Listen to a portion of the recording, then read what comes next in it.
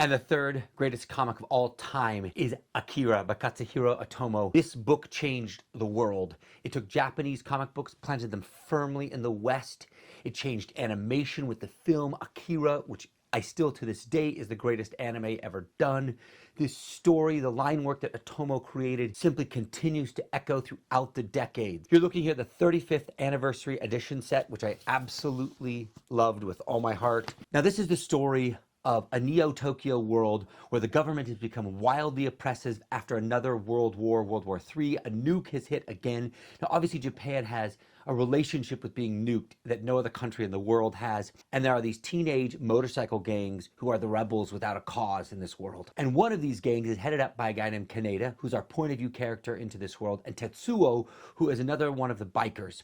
And on one of their late night rides, they collide with this government experiment. Imagine they're mutants of a certain kind, people that are being altered by the government to become godlike. In that collision, Tetsuo gets infected by this same mutant gene, if you will, and he starts to transform. Sort of the dark, evil side of him starts to come out, and he gets taken in by the government. Now, the title comes from Akira, which is one of these children that's been taken in by the government, experimented on, and is now the most powerful of all of them. And he's in this coma or this state of stasis where he can't destroy the world. And then when Tetsuo gets involved and taken in, he rebels, breaks out, and steals Akira. And this is like the other nuke waiting to happen. It is a story that is multi-layered and delivers on each one. You have an oppressive government, you have rebel motorcycle gangs, you have mutants, Kaneda and Tetsuo, who are now out to kill each other. Now, what happens in this story is Kaneda, he gets sucked into this group of rebels and gets pulled into the storyline as well too. So you have these three layers: the rebels, the mutants, and the government. It's amazing that 40 years ago, this comic book predicted that the Olympics would go to Japan in 2020. That's what the heart of this story is. It's 2019. The Olympics are coming next year, so there's all this extra government pressure. The eyes of the world are on them. And then in the real world, it actually happened. I know I made 2 commercials for that Olympics, spent a lot of time in and around it. It's amazing. Now, the thing that separates this book, not only is this story breathtaking, it is art that I believe is the masterwork of line art.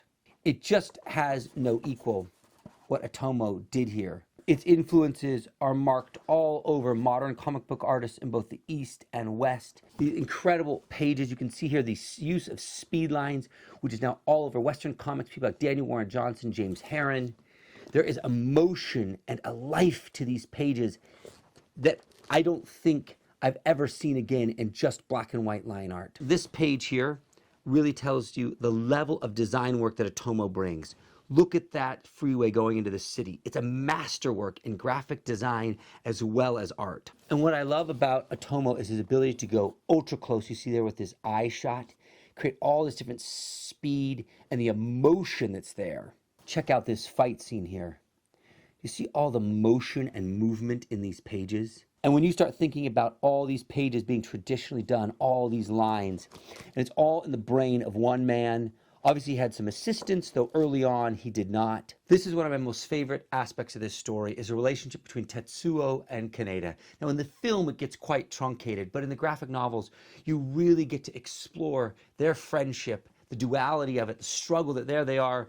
You know, here Tetsuo has become this super-powered monster, and Kaneda is battling against him, and all the emotion that underlines that brotherly friendship. Once again, Otomo mastering this, the micro shots that are really tight, close up, give the emotion, and then a big macro that set the sense of scale and scope. His ability to interchange between those two things, so it felt otherworldly in size and yet intimate and emotional at all times, has no equal.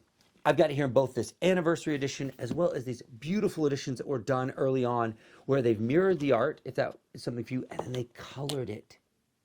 It is gorgeous with these colors. There's a whole level of emotion that comes to it. Now, I don't know that this replaces the black and white in any way, but it's a new way to explore the world of AKIRA if you've never done it. The legacy of AKIRA continues still to this day. It inspires artists, it inspires readers. It transformed the world of Japanese comics and Western comics.